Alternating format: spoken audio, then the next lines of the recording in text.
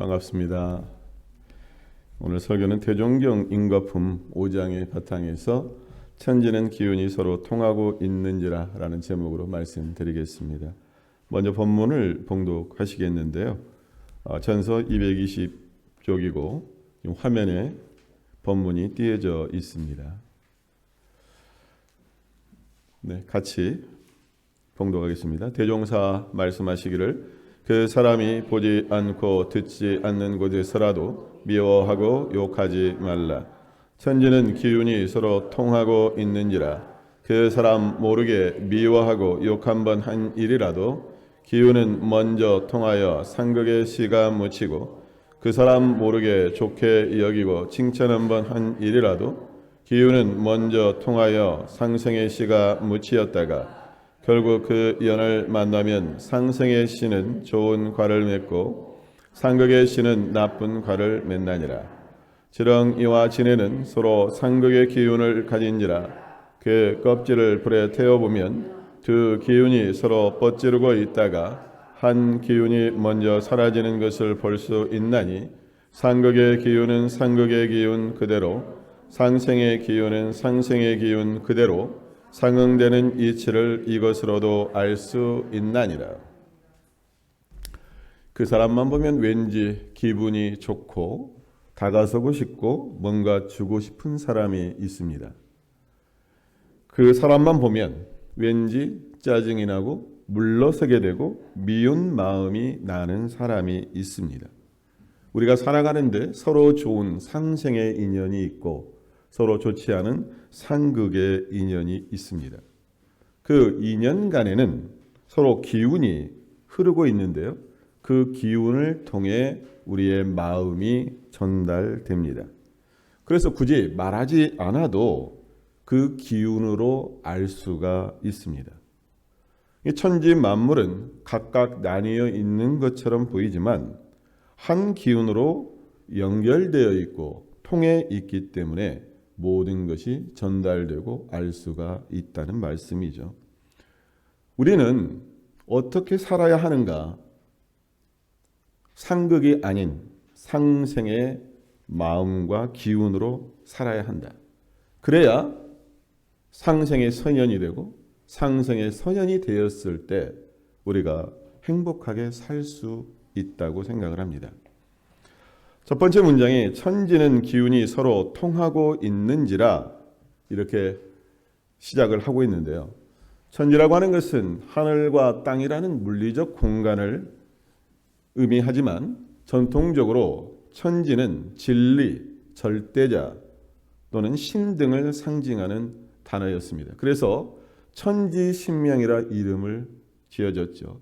우리 조상들은 기도를 올릴 때 천지신명을 호명을 했습니다. 소태산 대종사님께서도 대각 전과 대각 이후 법인 기도를 통해서 천지신명이 당신이 부르는 진리의 이름이었습니다. 천지는 기운이 서로 통하고 있는지라. 천지를 진리로 바꾸면 진리는 기운이 서로 통하고 있는지라로 바꿀 수가 있고, 천지를 법신불 사은으로 바꾸면 사은은 서로 기운이 통하고 있는지라로 바꿀 수가 있습니다. 그래서 천지부모, 동포, 법률, 사은, 일체 만물은 서로 연결되어 있다라고 하는 불교의 영기적 세계관과 다르지 않습니다. 좀 어려운 물리학 얘기를 말씀드리려고 합니다. 현대 물리학에서 양자역학을 이야기를 하고 있는데요. 양자역학의 핵심은 어떤 물체를 입자로만 보는 것이 아니라 에너지 파동으로 보는 것이 양자역학의 핵심입니다. 그래서 물질의 최소 단위가 우리가 전자라고 알고 있는데 그 물질의 최소 단위인 전자를 관찰을 해보니까 한편으로는 입자이면서 그것이 에너지, 파동으로 보인다는 거예요. 그런데 한 물체만 그런 것이 아니라 이 우주는 분절된 입자로만 구성된 것이 아니라 에너지의 연속적 파동으로 이루어져 있다라고 과학계에서는 말을 합니다. 따라서 우주는 본질적으로 분리가 불가능한 단일한 에너지체이다. 그리고 그 안에 존재하는 모든 것은 유기적으로 연결되어 있다라고 과학에서는 바라보고 있는 거죠. 이런 점에서 보면 천지는 기운이 서로 통하고 있다라고 하는 것을 과학에서도 증명하고 있지 않나 그 생각을 합니다. 한국에서 개봉된 양자 물리학이라는 영화가 있는데요. 저는 그 영화를 보지는 못했습니다. 그런데 그 영화에 이런 대사가 나온다고 합니다. 양자 물리학에 가면 우주를 이루는 모든 것에는 각자의 고유한 파동이 있대요. 그 파동이 맞는 사람끼리 같이 일을 하면 거대한 에너지장이 형성된다라고 하는 거죠. 시너지가 발생한다는 뜻이죠. 이런 대사가 있다고 합니다. 우리 시너지란 말 많이 쓰시잖아요. 나에게 고유한 에너지 파동이 있어요. 우리 교도님들에게도 각자의 에너지 파동이 있습니다. 근데 그 파동이 잘 맞으면 상생이 되고요. 그 에너지 파동이 엇갈려요, 서로. 그러면 어떻게 된다고요? 상극이 된다는 이야기예요. 근데 상생이 되었건 상극이 되었건 분명한 것은 그 기운은 서로 연결되어서 상호작용을 하고 있다. 영향을 미친다라고 하는 이 사실은 분명한 겁니다. 우리 교도님들 그 흐르는 강물을 한번 생각을 해보세요. 머릿속에. 자, 강이 흐르고 있어요. 강의 시작점인 강의 시원에서부터 강의 끝인 바다에 이르기까지 하나의 물로 연결되어 있죠. 그러면 강의 시원과 마지막 끝까지 분절되어 있습니까? 다 통하고 있어요. 이것이 강이라는 하나의 물줄기를 형성하고 있고 그 하나의 물줄기는 크게 보면 하나의 에너지가 됩니다. 강뿐만이 아니라 산도 그렇고요. 바다도 그렇고요. 천지만물 우주 전체가 다 한 기운, 하나의 에너지로 연결이 되어 있다는 거죠. 자, 사람은 안 그럴까요? 나라고 하는 이 존재도 이 몸과 마음이 한 기운에 의해서 움직여집니다. 이해되시죠? 한 기운이 없으면 나의 몸도 마음도 있을 수가 없어요. 그리고 나와 너, 사람과 사람 이것이 한 기운으로 연결되어 있습니다.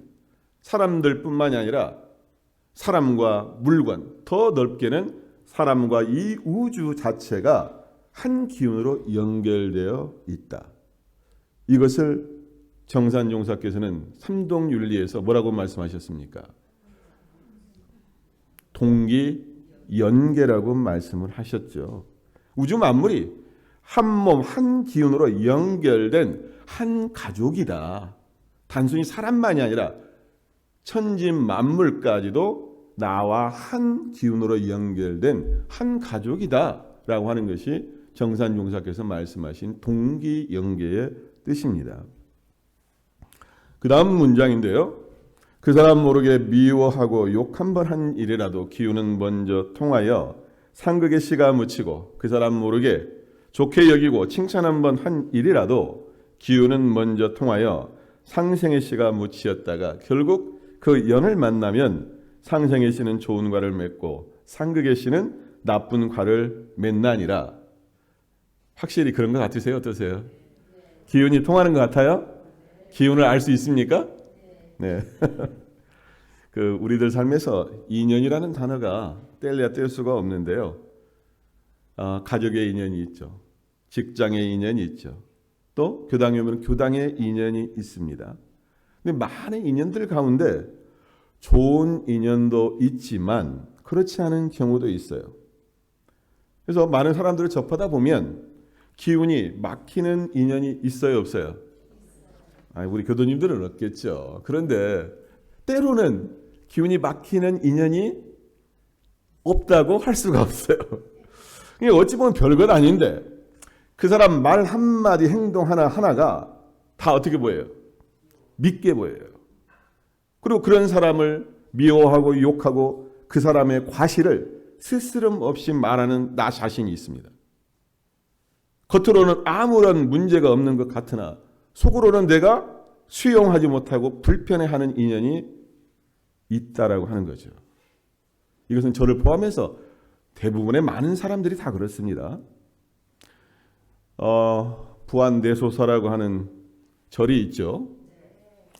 거기에 한 스님이 우연히 얼굴에 종기가 났어요. 아무리 약을 써도 이 종기가 낫질 않는 거예요. 그래서 이 일로 이게 어떻게 하면 이 종기가 낫게 할까 고민을 하는데 어느 날 어떤 이야기를 듣게 됩니다. 이 스님이. 그 이야기는 뭐냐면 절 아래 나무꾼들이 있는데 산에 이 나무꾼들이 나무를 하러 갈 때마다 이 절의 스님이 뭐라고 했냐면 자, 나무 잘해갖고 가세요라고 했던 게 아니라 이 산은 우리 절의 소유야. 당신들 나무 할 수 없어 하고 쫓아낸 거예요. 근데 이 생계가 달린 이 나무꾼들이 어떻게 했을까요? 스님을 미워하고 당연히 원망했겠죠. 근데 그 미워하고 원망하는 것을 어떻게 표현을 했냐면 산으로 올라가기 전에 나무로 사람 하나의 모양을 갖다 다 깎아놓고 산에 올라가기 전에 어떻게 작대기 있지 않아요? 나무꾼 작대기로 그 나무 사람 그것을 딱 때리면서 이것이 내소사 중놈이다. 이렇게 하면서 한 대씩 때리고 갔다는 거예요. 이게 얼마나 마음에 미움과 원망이 있으면 그랬을까요? 이 말을 듣고 나서 이 스님이 생각한 거예요. 아, 내가 이 사람들한테 너무 했구나, 과했구나. 그래서 이 스님이 어떻게 했을까요? 스님도 뭐 이게 우리 절 소유인데 지네들이 그렇게 해? 괘씸하다 더 그렇게 생각했을까요? 그게 아니라 이 스님이 자기의 과거의 처사가 과했다라고 하는 것을 깨닫고 그 나무꾼들을 다 절로 초대를 합니다. 그래서 밥과 떡을 대접을 해요. 그랬더니 종기가 나았을까요? 안 나았을까요? 종기가 약도 쓰지 않았는데 저절로 다 나았다는 거예요. 이게 믿거나 말거나인가요? 아니면 그럴 것 같아요? 그럴 것 같죠? 저 혹시 여기 지금 앉아 계신 교도님들 중에 종기 난 분 있어요? 얼굴에? 예? 종기 났다. 내 얼굴에 종기 났다. 그러면 누군가 나를 미워하고 욕하고 있다는 거야. 그러니까 그런 분이 있으면 잘 찾아가지고 꼭 화해하시기 바랍니다.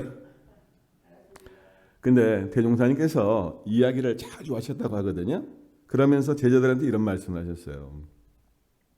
이처럼 형상 없는 마음이나 천지 기운은 보이지 않는 가운데 크게 작용하고 있음을 알아서 너희들은 마음을 운전하고 행동하는데 신중을 기해서 하라. 이 말씀을 하셨습니다. 이것이 한오란 한이치에 나오는 대종사님 관련 일화입니다. 자, 생각을 해보세요. 내 마음속으로만 미워하고 원망하는 마음이 있어요. 내가 표출을 하진 않았어. 그런데 진리는 어떻게 알고 그 기운이 전달이 돼야 안 돼요? 그 기운이 전달된다는 거예요. 내가 밖으로 표출하지 않았다 하더라도 그 기운이 전달되면 그 사람과 나의 관계가 막힌 기운이 됩니다. 그로 인해서 기운이 막히게 되면 내가 하고자 하는 일들이 잘 될까요? 잘 풀릴 수 있을까요? 잘 풀리지 않습니다. 그래서 진리는 밝고 공정하고 인과는 소소영량한 거예요. 자, 그런데 본문에 그렇게 지금 말씀하셨잖아요. 상극의 씨앗, 상생의 씨앗. 씨앗의 크기는 얼마나 합니까? 씨앗이 그렇게 클까요? 조그만하죠. 거창한 것이 아니에요. 씨앗 자체는. 그런데 미워하고 욕하는 마음이 있으면 상극의 씨앗이 된다고 했어요. 그리고 좋은 마음과 칭찬한 말 한 일은 어떤 씨앗이 된다고 했습니까? 상생의 씨앗이 된다라고 했어요. 대종사님 본문 말씀에 의하면 남을 위해서 많이 베풀고 크게 베풀어라.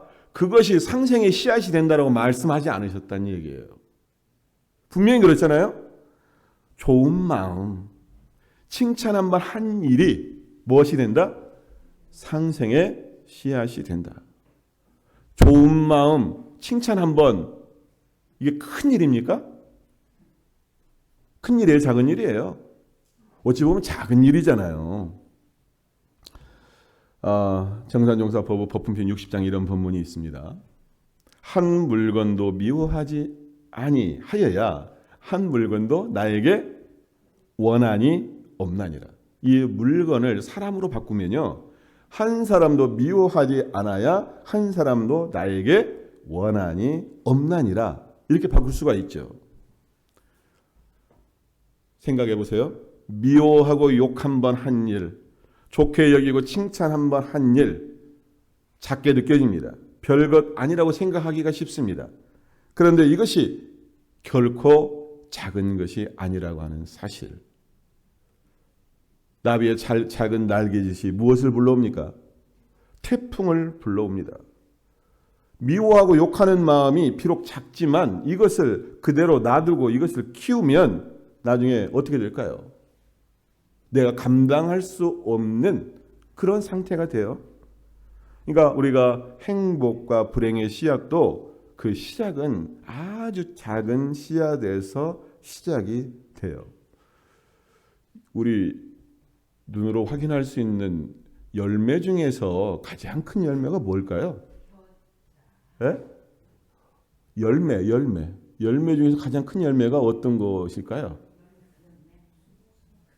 수박? 사랑해요. 참, 또 우리 윤타님은 멋있는 말씀을 하시네. 제가 생각해 보니까 호박이 가장 큰 것 같아요. 호박이요. 자이언트 펌킨이라고 하는 이 호박은요, 그 무게가 무려 1톤까지 나간답니다. 자이언트 펌킨. 우리 국내에서는 한 600kg 정도까지는 나온 것이 확인됐는데 전 세계적으로는 자이언트 펌킨이 1톤이 나간대요. 호박 하나가 그만큼 크다는 이야기예요. 근데 생각을 해보세요. 1톤짜리 그 호박이 그 첫 시작인 씨앗은 얼마나 쓸까요? 2톤이었나요? 잘해야 손톱 크기 하나예요. 잘해야 손톱 크기의 씨앗이 그것이 발아되고 크고 그래서 어떤 열매가 맺어졌느냐? 1톤의 자이언트 펌킨이 된 거예요. 이 거짓말 아니잖아요? 자이언트 펌킨이 있어요. 미워하고 욕 한 번 한 것, 좋게 여기고 칭찬 한 번 한 것이 어떤 결과로 나타나느냐? 호박만한 결과로 나타난다고 하는 사실이에요. 기운이라고 하는 것이요, 그대로 그 모양 그대로 있질 않습니다. 기운이라고 하는 것은 커지기도 하고요, 작아지기도 합니다. 태풍이라고 하는 것이 첫 시작이 처음부터 태풍이 만들어지질 않아요. 그 기운이라고 하는 것이 처음에 작은 것으로 시작했다가 바다를 완전히 휩쓸어버리는 커다란 태풍 해일이 된다는 이야기예요. 그래서 상극의 기운과 상생의 기운도 마찬가지입니다. 그 기운이라고 하는 것이 바람을 만들고 태풍을 만들기도 합니다. 상생의 기운은 함께 하고 살리는 기운이죠. 그런데 상극의 기운은 밀어내고 죽이는 기운이에요. 그래서 작은 미움과 욕 한 번 한 것이 태풍이 돼서 원수가 되기도 하고요, 사람을 죽이기도 합니다. 처음엔 작은 좋은 마음과 칭찬 하나가 그 바람을 타면 언제 어디서나 상생의 선연을 만들 수가 있어요. 그래서 우리는 미움과 욕 한 번 한다라고 하는 것을 작다고 소홀히 해서는 절대 안 됩니다. 그리고 좋게 여기고 칭찬 한 번 한 일을 소중하게 여겨야 돼요. 다음 문장이요. 지렁이와 지네는 서로 상극의 기운을 가진지라 그 껍질을 불에 태워보면 두 기운이 서로 뻗지르고 있다가 한 기운이 먼저 사라지는 것을 볼 수 있나니, 상극의 기운은 상극의 기운 그대로, 상생의 기운은 상생의 기운 그대로 상응되는 이치를 이것으로도 알 수 있나니라. 제가 다 찾아봤는데 지렁이와 진해가 서로 상극이다라고 하는 것을 이게 제가 찾지 못했어요. 뭐 닭과 지렁이는 상극이다라는 말은 있는데 지렁이와 진해가 왜 상극인지는 찾아봐도 모르겠더라고요. 이게 증명 자체가 이제 좀 어려운 건데, 근데 이 본문에서는 우리가 단지 그 의미만을 받아들이면 좋겠다 그런 생각을 합니다. 상극을 강조하기 위해서 지렁이와 진해를 지금 얘기한 거예요. 자, 동양 사상에서는 기운을 음양오행으로 나타내고 있습니다. 그래서 음양의 기운을 좀 더 구체성을 띈 것이 오행인데요. 그 오행은 우주 만물을 이루는 금수, 목, 화, 토 5가지입니다.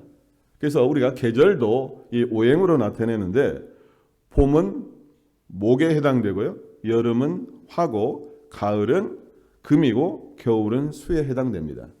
마지막 그 토의 기운은 봄, 여름, 가을, 겨울을 조절하는 중의 기운으로 작용을 하는데요. 우리가 이 오행을 음양으로 분류를 해보면 금과 수는 음에 해당되고 목과 화는 양에 해당됩니다. 자, 여기에서 상생의 기운과 상극의 기운이 만들어지는데요. 자, 우리가 잘 아는 물과 불, 수와 화는 상극일까요? 상생일까요? 아니, 뭐 이런 상극이죠, 서로. 물과 불은 상극입니다. 그러면 자, 수와 목은 상생일까요? 상극일까요? 상생입니다. 어떤 것을 만나느냐에 따라서 상생이 될 수도 있고 상극이 될 수 있어요. 이게 정해져 있는 건 아니에요. 수는 상생이다, 화는 상극이다가 아니에요. 어떤 것을 만나느냐에 따라서 상생이 될 수가 있고 상극이 될 수가 있다라고 하는 것이 음양오행의 상생 상극의 구조인데요. 참고로 오행의 그 상생 관계를 살펴보면 그냥 머리로 잠깐만 생각을 해보세요. 자, 목생화, 목은 화를 생하는데요. 나무는 자신을 태워서 불을 살리죠. 목생화예요. 그 다음에 화생토, 화생, 불이 다 타면 뭐가 남아요? 흙이 남아요. 자, 토생금, 흙 속에서 뭐가 나와요? 바위와 금속이 나옵니다.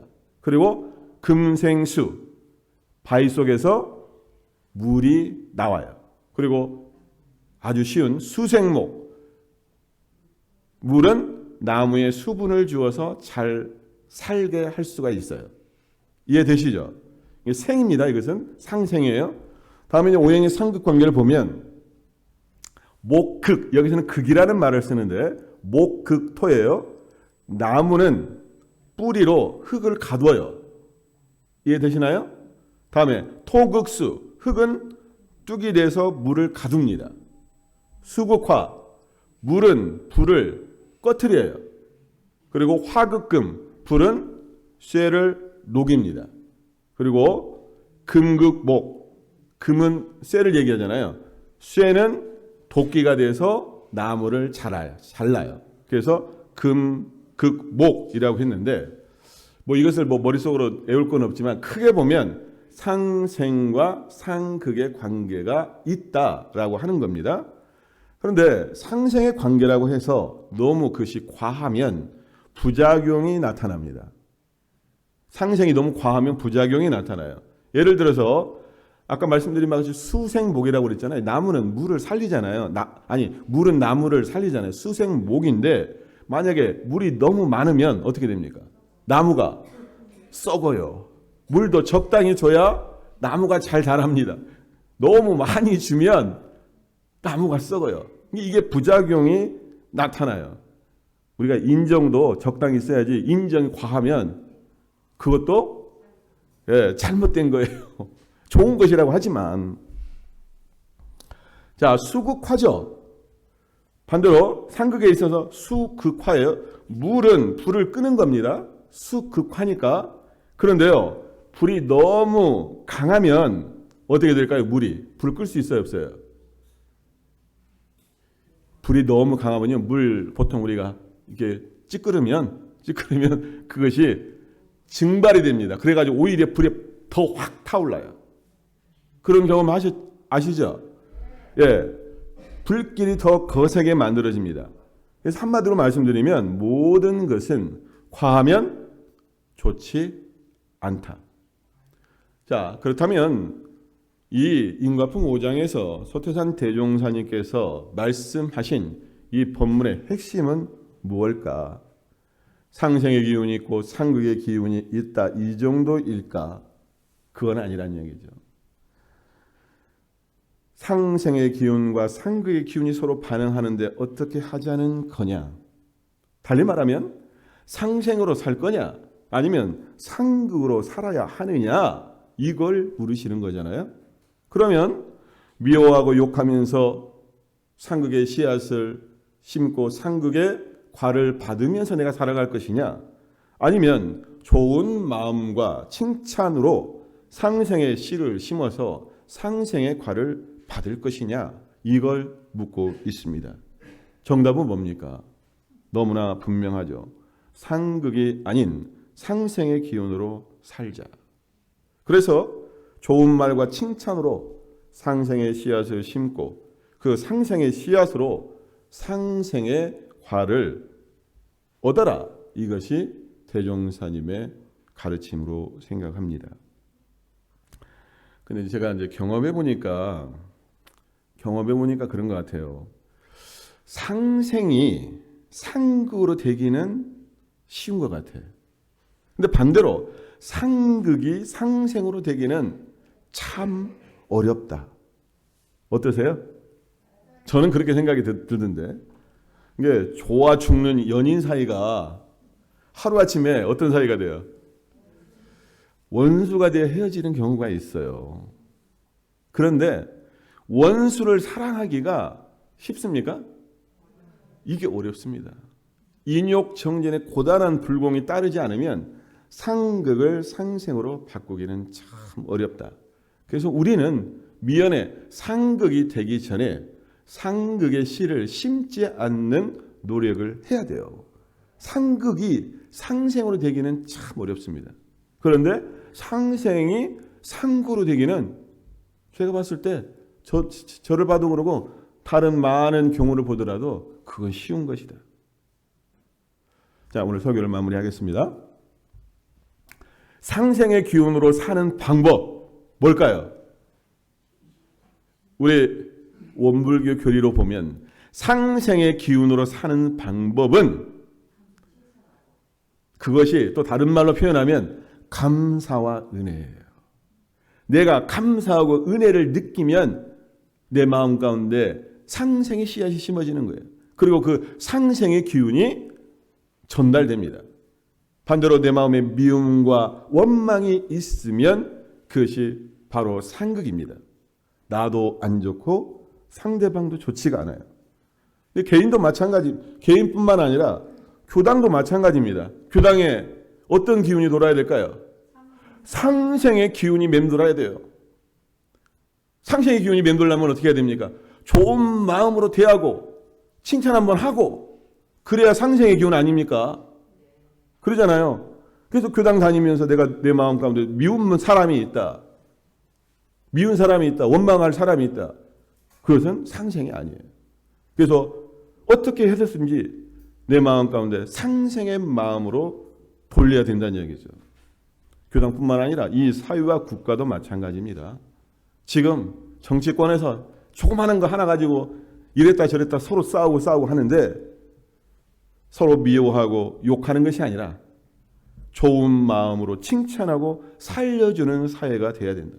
국가와 국가 간에도 마찬가지예요. 대립과 갈등과 전쟁의 상극의 세상에서 벗어나서 화합과 협력, 평화의 상생시대를 만들어가는 것. 그리고 대종사님의 궁극적인 가르침도 모든 인류가 상생대도를 알아가지고 그 상생대도는 우리 원불교 교리적으로 보면 사은이거든요. 사은사회거든요. 이것을 알아서 모든 사람들이 평화의 세계, 낙원의 세계를 살 것을 대종사님께서는 말씀을 하셨다라고 하는 거죠. 그래서 상생의 가장 기본은 우리들 마음속에 감사와 은혜라고 하는 이 상생의 마음을 가지는 겁니다.